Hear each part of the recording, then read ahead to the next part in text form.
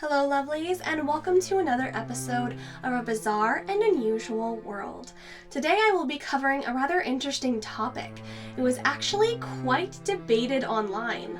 This episode will be dedicated to disappointment rooms.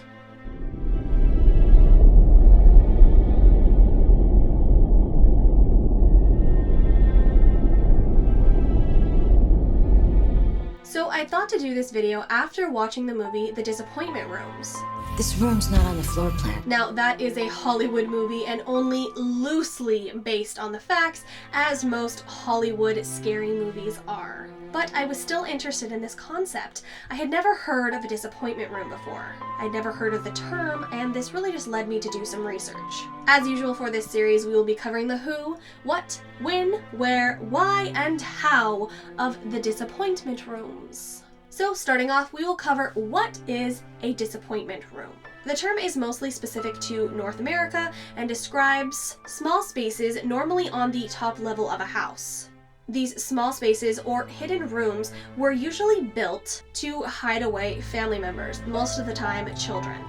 While these hidden rooms are said to vary depending on which house we are talking about, like style, size, etc., they are rumored to have a metal floor and little to no connection to the outside world. These children would be different from your average person, and they needed to be hidden away. Often these children would suffer from a mental or physical disability. And sadly, some people thought of them as a disappointment to the family. That's why they needed to be hidden away from the outside world, from the public eye. So this is kind of an interesting topic and a little different from my other episodes in this series. But the movie was kind of spooky, and as I said, it kind of sparked my interest to research this topic. And I kind of see this as a bizarre thing. Now, as for the when, these rooms were said to be built in the 1800s and into the 1900s as well. Most of these articles note that it was a different time and people did different things back then, and people weren't understood, which just breaks my heart even further when I think about this. We can try to blame the timing on these rituals, but sadly, some countries still do similar things. There are still cases to this day of family members being found in hidden rooms because they were locked away because of their disability. I really hate humans sometimes. Most times. Most of the research I found suggested that the where of these rooms was mostly for the East Coast of America. This could potentially be why I've never heard of the term. I am from the West Coast, so I'm not really familiar with that part of history, I guess you could say. A lot of these stories relate to this happening in New England. So that would include Maine, Vermont, New Hampshire, Massachusetts, Connecticut, and Rhode Island. Although there were certain articles and some evidence that pointed to similar things happening in the South as well. Jumping into the how of this episode, how could you do that to your children? That's kind of the number one question that pops up in these forums, websites, and so on. Some people do suggest that these rooms were built as a cruel way to hide away those children that were different. And as I said, that breaks my heart when I think to my friends and family with disabilities and locking them away because they're different. That's horrible. But other people suggest that these rooms were built to actually help protect the children. Those theories suggest that this was the only way that the parents knew how to care for their children in that time. They didn't want to send them to an asylum because those places were even worse. They were scared of their children being in the outside world and perhaps being judged or something bad happening to them, so they hid them away and took care of them as a way to protect those children that might have been a little different. Of course, we will never know the true reasoning behind these hidden rooms, these disappointment rooms, as a way to hide away certain family members or children with disabilities. We'll never know if it was a cruel act or if it was a loving act trying to help protect them. The fact that there are still cases of this happening to this day are just a little unsettling.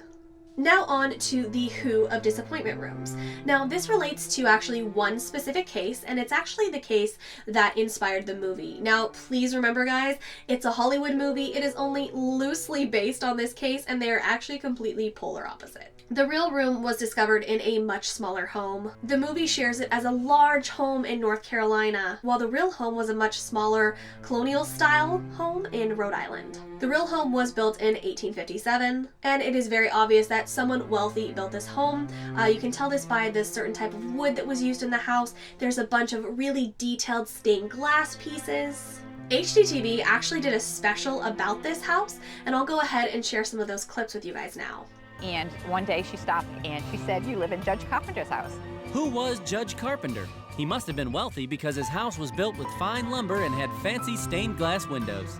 Heck, even the street was named for him. They started fixing up the place and came up with an idea for the strange storage room at one end of the attic. My husband was going to use that room for his music room. But as they worked on the room, something about it didn't seem quite right. It was only when we started cleaning it and we became aware of, hey, this floor is metal, which was pretty odd. A doorknob on one side and also a deadbolt. So whoever was in this room wasn't getting out. The woman's research discovered that in the late 1800s, a judge named Job Smith Carpenter and his wife, Frances Ellen Carpenter, lived in the house. There was little to no information about their daughter, Ruth. No newspaper articles, no facts really about her upbringing, which of course kind of led the new homeowners to believe something darker had happened to this girl. It was a combination of the new owner's research and townspeople telling her that she had a disappointment room and that it had most likely been built by the judge. Then all of a sudden this hand came over my hand and a patron whispered to me, "You have a disappointments room." There's also another bit that's very interesting about the Carpenters. On their headstone, it says their last name, and then on the side of their headstone is where their daughter's plaque is. And it says, daughter of Job S. and Frances E. Carpenter. Now on to the why of this topic. While doing the research on disappointment rooms, I came across so many different debates and arguments online on whether or not these rooms actually existed. So why do people debate this? Many people claim that there is not enough evidence to prove that disappointment rooms or hidden rooms like it truly existed. Now this I can't understand because this was a very hard topic to research. Not a lot of information out there about the term disappointment rooms or the idea of building hidden rooms. Not much out there. These people also don't believe that the real life house is good enough evidence. They suggest that the new owners, came to their own conclusions basically and took a leap with their story of, it being a disappointment room when maybe it was just a playhouse for the little girl. But then we also have to look at the cases of people finding hidden rooms in their houses. There are many cases of this. It's actually kind of scary when you think about it. Buying a house and then suddenly discovering there's this hidden room somewhere and you have no idea why you have a hidden room in your house. Was it a disappointment room? Did a serial killer live in your house? Why do you have this extra room? And a lot of the posts and reports of finding these hidden rooms have little to no evidence or reasoning on why they were built. It was almost as if these rooms were kept a secret. I personally see two sides to this story. I would much rather have more evidence, more things to research, more proof that something existed. But I also read confirmed real stories about people still doing this to this day. So what would really stop them from doing something like that back then? Especially if it was a wealthy family and if they were disappointed in their child, it's very possible that they would have hid that child away. It also just doesn't sound that far-fetched to me that a potential rich family could have kept this very hush-hush or secret, kept her out of the papers, or when she in fact died, kept it very quiet and only had her brief little headstone on the side of their headstone. So what do you guys think? Do you think that these rooms actually existed? Is it too far-fetched? Or does the history of horrible human behavior kind of make sense? If they did exist, do you believe that the parents were being cruel, or do you think that this was a way to protect their children? Or, maybe some of both, depending on the family. As I said, this was a very interesting topic, and I really wish that there was more I could research on it. There's just not that much information online.